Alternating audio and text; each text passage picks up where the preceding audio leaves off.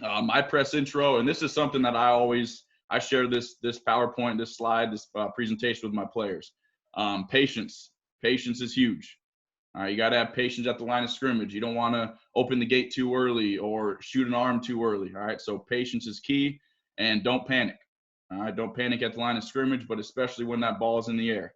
And those first two bullet points, those start out with the techniques and the confidence that you're instilling in your players. If you give them good techniques and you show confidence in them, they're going to be patient. They're not going to panic because they know that you believe in them and you've given them techniques to be successful in those situations. Have tools in your toolbox. My philosophy as a coach is I'm going to give corner A, let's call him Billy, I'm going to give him 5 or 6 or 7 different techniques to use at the line of scrimmage. And I hope that he has a chance to try out all of those techniques.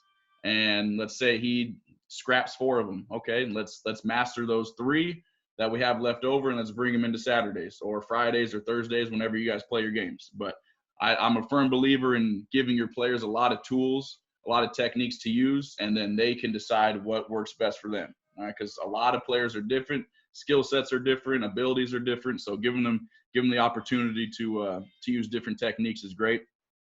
Eye discipline, playing man-to-man, eyes should be glued to that hip. There's not a DB in America who either still has or has broken the habit of staring at the quarterback in man-to-man. I know we will talk about reading 3-step drops, but once your 3-step drops out or you're playing press man at the line of scrimmage, your eyes have got to be glued to that hip. All right, Shakira said it best, the hips don't lie. All right, know where your help is. Coverage is going to dictate that. If it's a 0-man pressure and you got no help, you got to know you got no help over top. If we have just a single high safety, know that he is there and how that's going to dictate how you're going to play with your leverage and play certain routes that can maybe get to him. Or if you got a low hole and a high hole player, that's also going to dictate leverage, how you're going to play certain routes. So knowing where your help is within the scheme, have a plan. You're going to face receivers that are taller, shorter, stronger, faster, quicker, whatever the case is. You should have a plan and have a plan for your DBs to be successful against all those types of different athletes. 2 types of press families that we're going to get into today: the shadow and the jam. And there's different techniques within each one. So we're gonna get rolling here. Quick stance, feet just outside shoulder width apart. Now, I mean, you're gonna have DBs. I've coached 6'3" guys and I've coached 5'7" guys, and they're obviously the shorter guys' feet are gonna be in a little tighter. Taller guys' feet are a little wider. But perfect scenario, feet are just outside shoulder width. Weights on the instep of the feet. I don't believe stand on the balls of your feet in a press stance. I think that gets your weight a little bit too much forward and kind of gets you lunging a little bit. Weight on the instep, you can still move lateral, both sides. You can move forward and you can move backwards. Some guys knock their knees in. I'm all for that. All right, I'm all for if they want to knock their knees. If they're more comfortable and it's not hurting their game, let's go. Let's roll with it. All right, so weight on the instep. Bend more at the waist, not the knees. That kind of goes to the next point. Have your butt up. All right, if you bent the knees, your butt's down.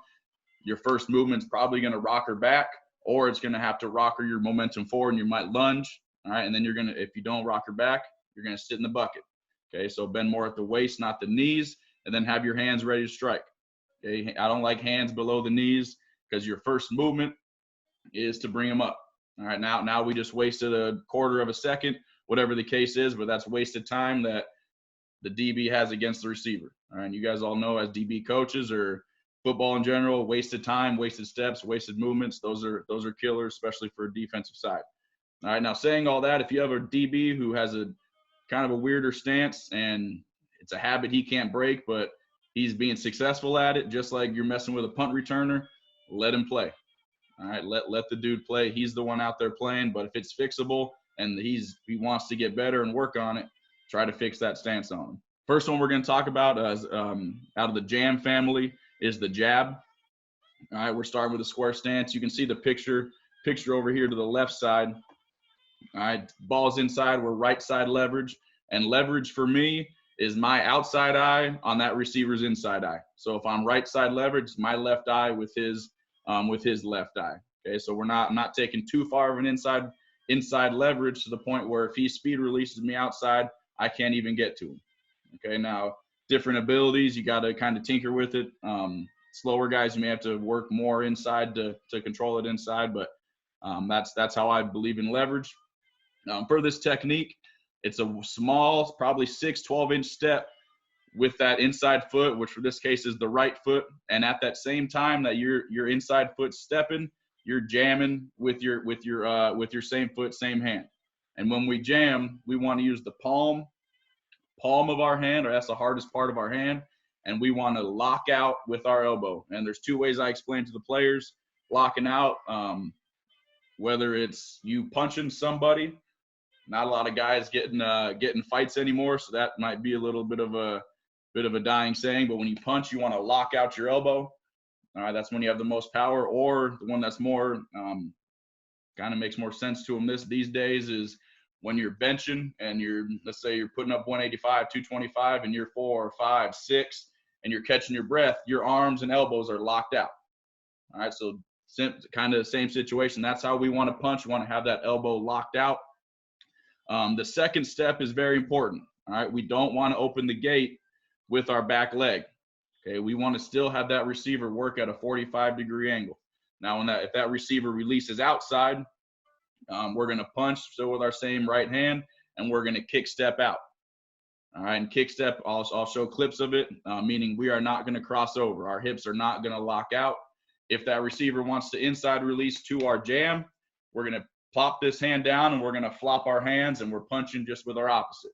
All right, if we keep that hand up and that receiver breaks our elbow, now our hips are locked, and now we have to fully cross over, turn and run. That receiver's already biased, probably got his hand up. Now we're on someone else's highlight tape. All right, so we got to make sure that we're punching with the correct hands and flopping hands when we need. Here's a clip from practice. All right, my man Eric over here. His first initial step with his left foot, it's a little big.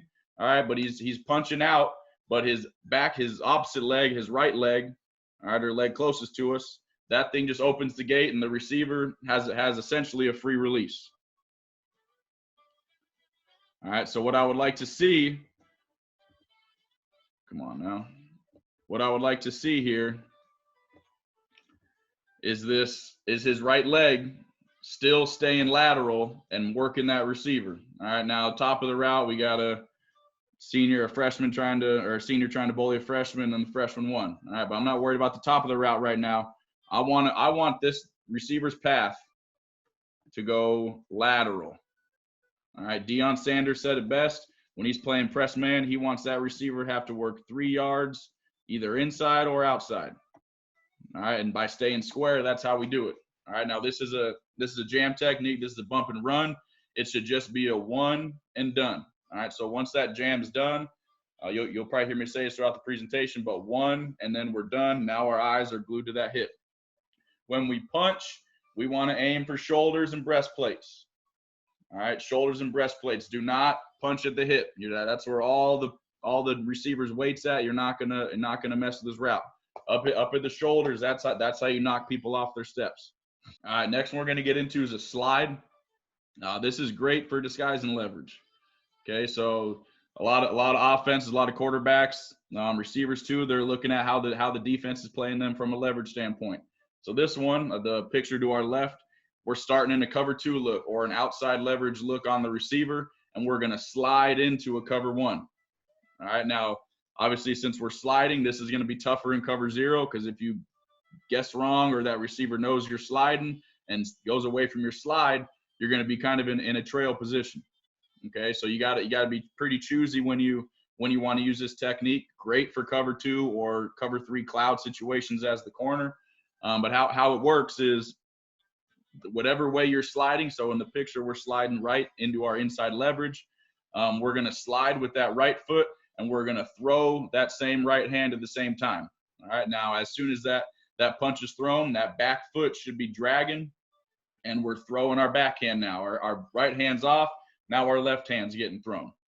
All right, we'll see some clips here of some drills of some players doing it. If he does happen to release opposite of you and we're in a man-to-man situation, all right, now we got a speed turn and go get to his hip, go meet him at that intersection point. All right, here's my man Debo. This is a cover 2 slide, okay? So right now we're saying leverage is inside here. All right, or the ball's inside there. We're showing like a man-to-man look. If you're a man-to-man team, switching this up. This is a great press tool to get out of man into coverage.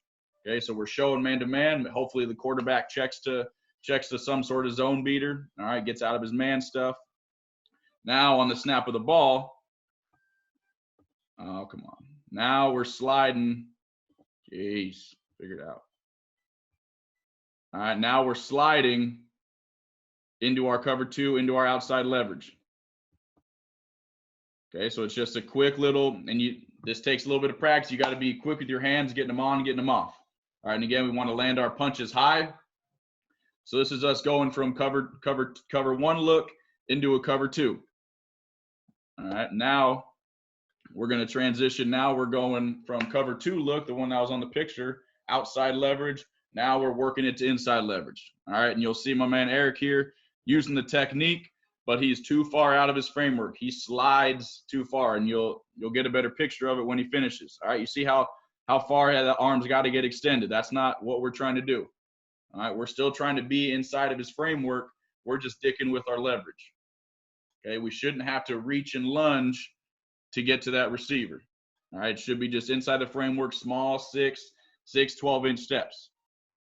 All right, the next clip's going to be a little better clip of it. If we got any Utah coaches in here, this guy came from Kearns, old Patty V Hill. All right, this is a better clip. Okay, you can see he's a lot more fluent. If he had cleats on, that back foot would be dragging. Obviously, we're on a gym floor, but you can see he's still inside the framework. All right, and the goal for this kind of change up in press man is we want that receiver to try to release into our initial jam, and then as he continues this way, now we're flopping this hand, and now we're in great position to keep our hips open and run. All right, so this isn't a technique that you want to start out a game with. All right, you want to kind of set this thing up maybe late second quarter, mid third quarter, or fourth quarter. All right, you want to set this technique up. Let that receiver think, all right, this dude's been outside leveraging me. They've been playing a lot of cover two, and then bam, we're sliding into cover one, hopefully catching them at the line of scrimmage. Coaches, Rick Stewart with All Access Coaching, where we're all about coaches helping coaches. Thanks for watching the video, and I've got to ask, please hit the subscribe and like button below. The like button really helps us with valuable data as to what videos to make and upload in the future to help you out. And the subscribe button will notify you when we upload new content to the channel. This channel is not specific to an offense or a defense. It's not even specific to Rick Stewart. I fly over the country filming college coaches and state championship coaches about their offenses, about their drills, about practices, about defense, about program building, team building, fundraising, and weight training. It's all about coaches helping coaches. So thanks for watching. Make sure you hit subscribe and like below. And as always, better today, but never as good as tomorrow.